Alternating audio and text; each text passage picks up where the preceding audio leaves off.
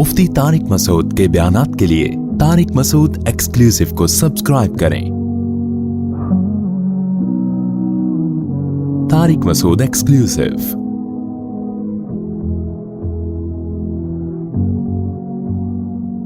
आपको एक थोड़ा सा सब्र का मैं तरीका बताऊं। देखो, इंसान जब जन्नत को सोचता है ना, ये अभी किया तो जन्नत मिलेगी, तो सब्र करना मुश्किल होता है। कि आदमी कहता है पहले मरेंगे, फिर पता नहीं कितने दिन कब्र में पड़े रहें। वैसे तो कब्र में सेकंडों में टाइम गुजरेगा। जो अच्छे लोग हैं ना, मैदान हशर का जब ऐलान होगा तो उनको ये नहीं लगेगा हम कब्र में हजारों साल से पड़े हुए हैं। उनको तो ऐसा लगेगा अभी फट्टे पे लेकर आए कि हमें लेटाया था और अभी क्या हो गई, आंख खुल गई हमारी। उनके लिए तो बहुत कम टाइम होगा ये। तो जिनसे सब्र नहीं होता ना, एक काम सोचा करो कि जब भी कोई काम मुश्किल लग रहा हो ना, तो खूब समझ लो अल्लाह ने इंसान की बॉडी में फ्लेक्सिबिलिटी रखी है, लचक रखी है। जो काम मुश्किल है ना, वो पहली दफा में मुश्किल होता है, दूसरी दफा में थोड़ा आसान, तीसरी दफा में और ज्यादा आसान, चौथी दफा में और ज्यादा आसान, पांचवी में और, हत्ता कि फिर वो मुश्किल काम आसान नहीं बल्कि वो मुश्किल रहता नहीं है, और कुछ दिनों में फिर वो मजेदार बन जाता है, फिर वो दिल करता है करने का।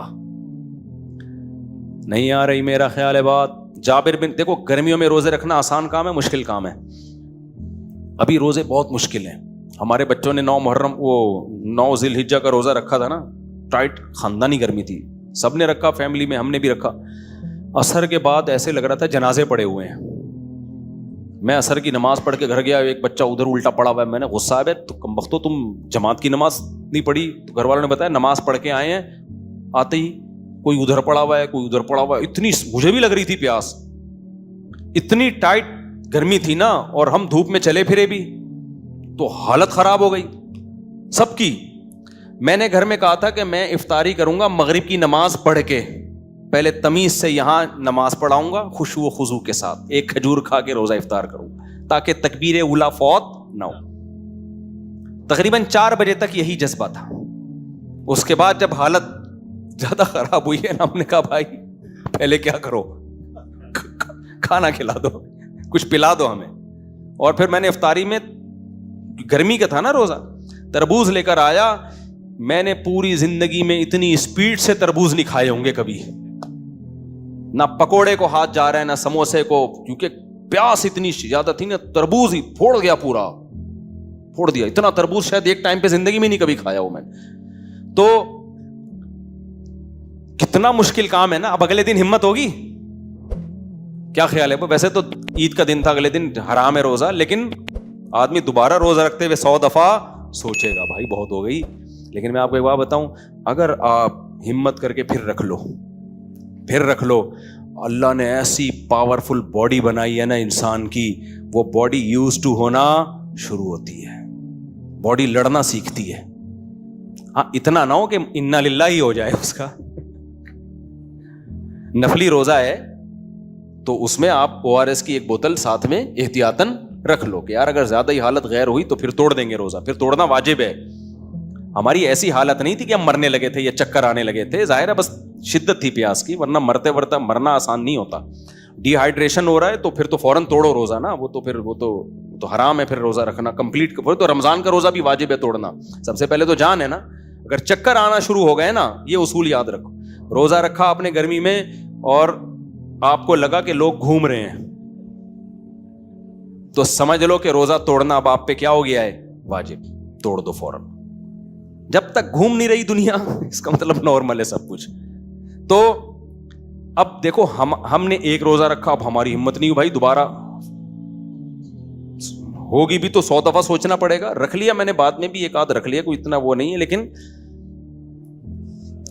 मुश्किल होता है इंसान को गर्मी में रोजा रखना।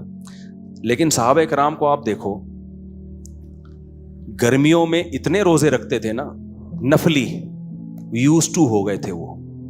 मैदान जंग में लड़ भी रहे हैं यार, तलवार इतनी भारी हाथ में उठा, और उनके यहाँ ये खुराकें नहीं थी हाइजेनिक जो आजकल डॉक्टर बता रहे होते हैं, इतनी कैलोरीज और इतने प्रोटीन और कीटो डाइट और फलानी डाइट और डिमकानी डाइट, कुछ भी नहीं। खजूर और गोश्त, बस, तीसरी कोई चीज, और जौ, खजूर, गोश्त कभी हफ्ते में एक आध दिन मिल गया, اور چربی کھاتے تھے, یہ کوکنگ آئل نہیں کھاتے تھے وہ. تو اور میں نے خود کنٹینیو کئی روزے رکھ کے یہ تجربہ کیا ہے. یہ اپنا ایک دو دفعہ آپ لوگ کے سامنے تجربہ شیئر بھی کر چکا ہوں. 24 گھنٹے میں, آپ کو یاد ہے نا پچھلے سے پچھلے اتوار کو میں نے بیان کیا تھا, اس میں بھی میرا روزہ تھا. میں نے بتایا نہیں تھا روزہ, لیکن چلو اتنے بڑی کوئی کمال بھی نہیں ہے کوئی روزہ رکھ لینا. رات 10 بجے میں نے کھانا کھایا گرمی کے روزے میں. اگلے دن مغرب میں ایک کھجور یا چند کھجورے سے روزہ افطار کر کے میں نے 2-2.5 گھنٹے کا بیان کیا ہے. اس کے بعد جا کے کھانا کھایا.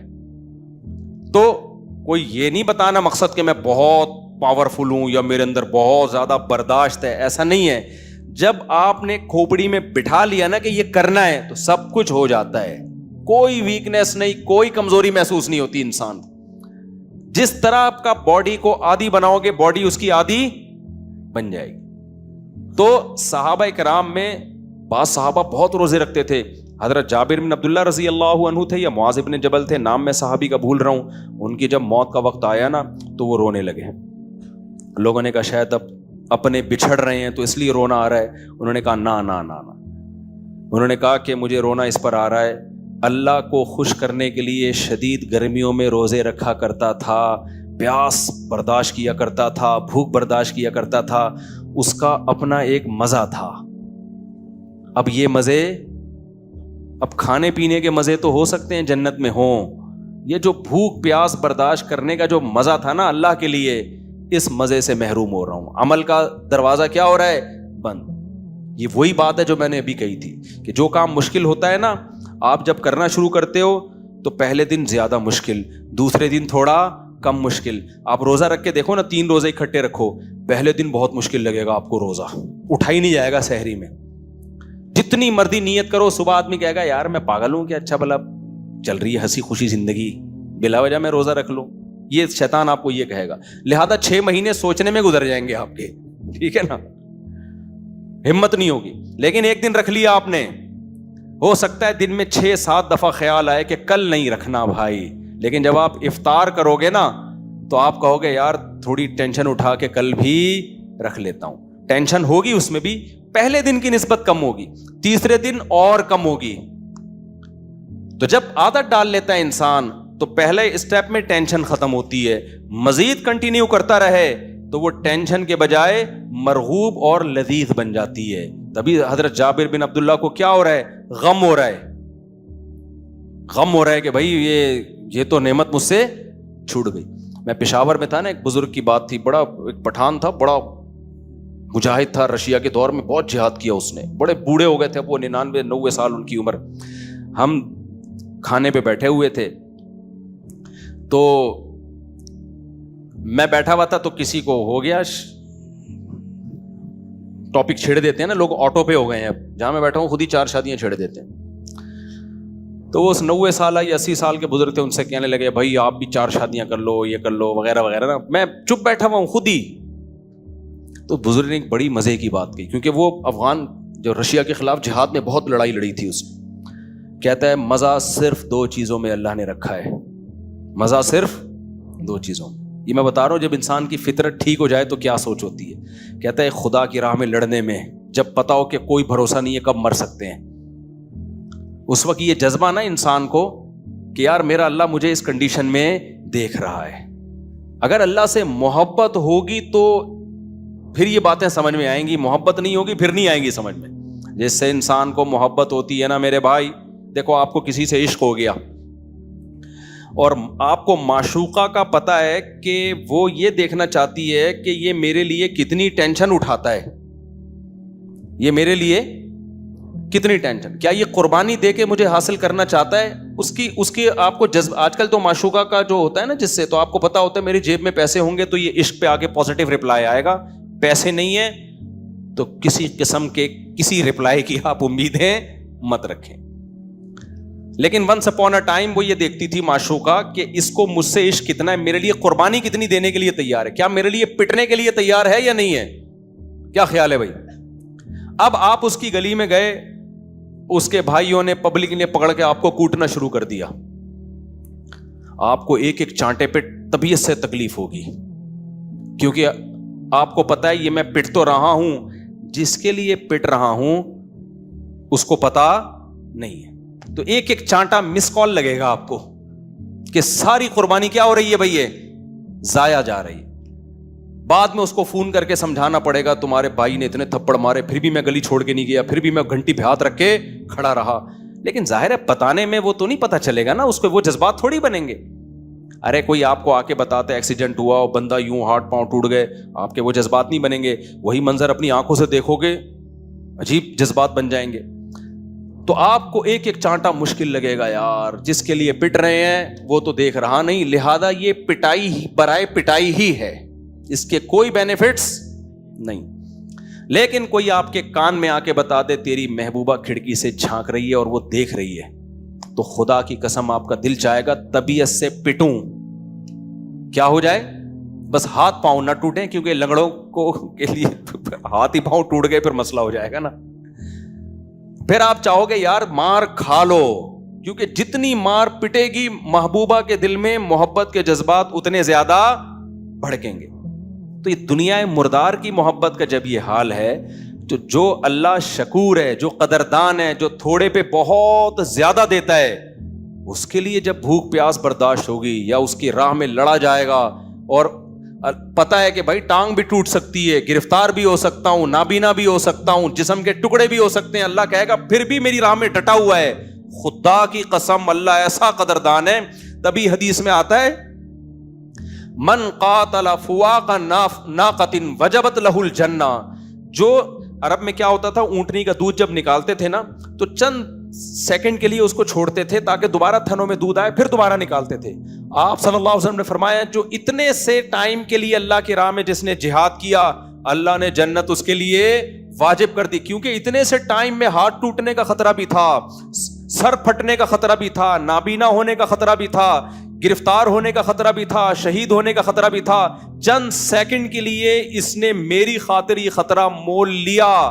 تو بھائی یہ اللہ پھر اس قربانی کی تھوڑی قدر نہیں کرتا بلکہ بہت زیادہ قدر کرتا ہے. تبھی نبی صلی اللہ علیہ وسلم نے فرمایا، حضرت ابو ہریرہ کی حدیث، الا انبئکم بلیلۃ افضل من لیلۃ القدر، کیا میں تمہیں وہ رات نہ بتاؤں افضل من لیلۃ القدر، جو لیلۃ القدر سے بھی افضل. پوچھا گیا ضرور بتائیے. حضرت ابو ہریرہ نے فرمایا نبی سے میں نے سنا ہے، حارس حرس فی سبیل اللہ لعلہ الا یرجع الی اہلی، جو اللہ کے راستے میں فرنٹ لائن پہ پہرا دے رہا ہے، جہاد میں فرنٹ لائن پہ پہرا دے رہا ہے رات کو، اور اسے یہ خطرہ ہے کہ پتہ نہیں اس رات کے بعد میں گھر واپس جا سکوں گا یا نہیں جا سکوں گا. اس رات بغیر عبادت کا پہرا وہ لیلۃ القدر کی عبادت سے بہتر ہے. یعنی ایک آدمی لیلۃ القدر کی رات کو مسجد میں عبادت کر رہا ہے، دوسرا فرنٹ لائن پہ صرف کیا دے رہا ہے؟ حفاظت کر رہا ہے، بارڈر کی جہاد کر رہا ہے، مسلمانوں کی حفاظت میں لگا ہوا ہے. تو آپ صلی اللہ علیہ وسلم نے فرمایا کہ اس کی ایک رات جو بغیر عبادت کی، حدیث کا یہی مفہوم ہے. وجہ کیا ہے بھائی؟ جو عبادت کر رہا ہے نا وہ اپنی جان ہتھیلی پہ، اس کو پتا ہے میں صبح گھر میں جاؤں گا تو دودھ جلیبی سحری میں پکی ہوئی ہوگی، بیوی بچے گھر میں موجود ہیں، اور یہ کیا ہے اس کا تو کوئی پتہ نہیں، میری لاش جائے گی یا میں جاؤں گا. تو اللہ اس کو تھوڑی، اس کی نیکی کی ناقدری تھوڑی کرے گا، اللہ تو بہت قدردان ہے. تبھی حدیث میں آتا ہے شہداء کے لیے اللہ نے الگ جنتیں رکھی ہیں، الگ جنتیں. تو چند سیکنڈ لڑتا ہے نا، چند سیکنڈ. تبھی نبی نے کیا فرمایا، شہید کے خون کا قطرہ زمین پہ بعد میں گرتا ہے، اللہ اس کے گناہوں کو پہلے معاف کرتا ہے. تو سب سے پسندیدہ کیا ہے بھائی؟ اس نے اپنی جان ہتھیلی پر رکھی نا. کون آج کل قربانی دیتا ہے یار؟ سب باتیں کرنے پر گورنمنٹ، وہی میں بات کرتا ہوں نا، باتیں کرنے پر گورنمنٹ کی طرف سے کوئی پابندی، باتیں سب کر رہے ہیں، پھینک رہے ہیں لمبی لمبی. قربانی جو دینے کا جذبہ بہت کم لوگوں میں ہوتا ہے. تو جو لڑے گا نا اللہ کی راہ میں تو وہ ہلکا نہیں ہے، پھر وہ تو بہت بڑا مقام ہے اس کا اللہ کی نظر میں. تو اس بوڑھے نے کیا کہا، حالانکہ بڑی ٹینشن کا کام ہے یہ لڑنا، آسان کام.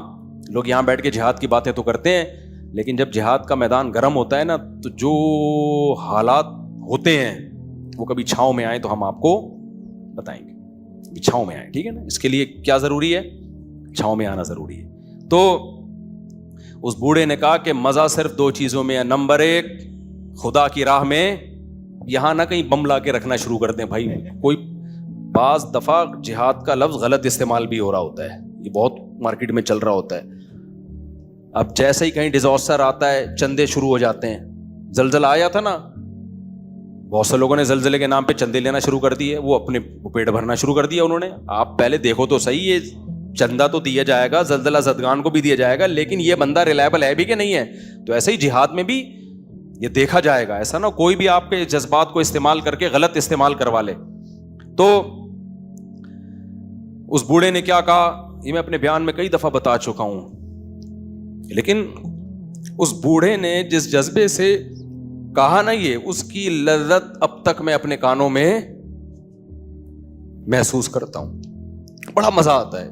بعض بیان مختصر ہوتے ہیں لیکن ایسے مؤثر ہوتے ہیں, ایسے درد سے نکلے ہوئے ہوتے ہیں کہ ہمیشہ یاد رہ جاتے ہیں. تو ایک اس نے یہ کہا کہ اللہ کی راہ میں جب انسان لڑ رہا ہوتا ہے نا, اور خطرہ ہوتا ہے کہ کچھ بھی ہو سکتا ہے, وہ لذت کہیں بھی محسوس بولو نہیں ہوتی.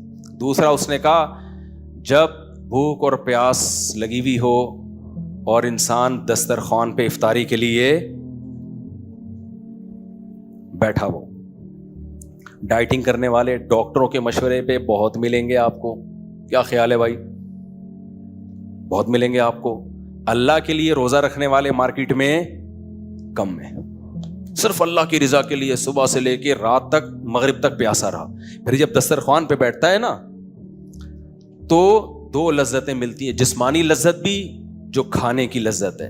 کتنا مزہ آتا ہے جب بھوک اور پیاس لگ رہی ہو, تو غیر مسلم کو نہیں پتا کتنا مزہ آتا ہے, کیونکہ وہ اتنے لمبے ٹائم کے لیے نہ بھوک برداشت کرتا ہے اور نہ پیاس. فاسٹنگ کرتے ہیں, اس میں بھی بیچ بیچ میں کچھ نوالے لیتے رہتے ہیں یہ لوگ. یہ جو غیر مسلم لوگ کرتے ہیں فاسٹنگ, اس میں پانی بھی حلال ہوتا ہے ان کے لیے, کافی بھی حلال ہوتی ہے, ٹھیک ہے نا, اور ایک آدھ پکوڑا کھانے میں کوئی حرج بھی نہیں ہوتا. مسلمان کی جو فاسٹنگ ہے, خاص طور پہ گرمیوں کی فاسٹنگ, وہ بڑی دیکھنے میں بڑی ڈینجرس ہے. جیسے میں نے بتایا نا 9 ذی الحجہ کو سارے الٹے پڑے ہوئے ہیں, ٹھیک ہے, سارے پڑے ہوئے. تو افطاری میں مزہ آئے گا کہ نہیں آئے گا؟ اس میں 2 لذتیں ملتی ہیں روزے دار کو, ایک لذت افطاری کی لذت اور ایک روحانی لذت کہ اب یہ اللہ کے حکم پہ ہم کھا رہے ہیں. اللہ کہہ رہے ہیں اب تمہارے لیے کیا ہو گیا, کھانا اور پینا حلال. تو وہ لذت بتائی نہیں جا سکتی, محسوس کی جا سکتی ہے. جن کے دلوں میں تھوڑی سی بھی اللہ کی محبت کی رمق ہے نا, اس کو وہ لذت محسوس ہوتی ہے. اگر محبت نہیں ہے تو وہ محسوس, بولو, بچوں کو عشق ہو جاتا ہے نا لڑکی سے, پاگل ہوئے ہوئے ہیں, ابا کہہ رہے ہیں اس کا دماغ خراب ہو گیا ہے. بھائی اس کو عشق ہوا ہے, آپ کو تھوڑی ہوا ہے, اس لیے آپ کو لگ رہا ہے کہ اس کا دماغ خراب ہو گیا ہے. کیا خیال ہے؟ اگر آپ کو ہوتا تو آپ کے ابا بھی یہی کہتے کہ تیرا دماغ کیا ہو گیا ہے, خراب ہو گیا ہے. تو جس کا ہوا ہوتا ہے اسی کو پتا ہوتا ہے کہ سیٹنگ پہ آیا ہے, خراب ہو گیا ہے. تو جس کو محبت ہوتی ہے اس کو جذبات کا پتا ہوتا ہے, جس کو نہیں ہوتی بھائی اس کو سمجھاتے رہو, اس کی کھوپڑی میں بات نہیں آئے گی. اس لیے صوفیہ کرام اس کی کوشش کرتے ہیں اللہ کی محبت پیدا کر لو تو بہت ساری لمبی چوڑی تقریروں سے بچ جاؤ گے, آٹومیٹیکلی بہت سی باتیں سمجھ میں آنا شروع ہو جائیں گی. تو جابر بن عبداللہ تو بہت تقوی کے اعلیٰ مقام پہ پہنچے ہوئے تھے نا, کہ ان کو تو رونا اس پر آ رہا تھا, روزہ نہیں رکھنے کا موقع ملے گا ہمیں. تو اس لیے وہ جب اس نے کہا نا کہ 2 چیزوں میں مزہ ہے, کہ اللہ کی راہ میں لڑنے کا اور دوسرا روزہ رکھنا. جب افطاری پہ بیٹھتا ہے انسان, سارا دن تو ٹینشن میں گزرتا ہے, جب افطاری پہ بیٹھتا ہے کیسا ایک الگ سے انسان کو سکون ملتا ہے. نبی صلی اللہ علیہ وسلم کیسی پیاری دعا پڑھا کرتے تھے جب افطار کر لیتے. آپ فرماتے ذهب الظما, پیاس چلی گئی, وابتلت العروق, رگیں تر ہو گئیں, وثبت الاجر انشاء اللہ, اور اللہ نے چاہا تو اجر ہمارے اعمال میں لکھ دیا گیا. مزے ہی مزے ہیں, کھانا پینا بھی مل گیا اور روزے کا پورا اجر بھی اللہ نے ہمارے اعمال میں لکھ دیا. تو روزہ رکھنے کی عادت ڈالو. یہ پوری تقریر میں اس لیے کر رہا ہوں, کیا کرو, روزہ رکھنے کی عادت ڈالو اور کم کھانے کی عادت ڈالو.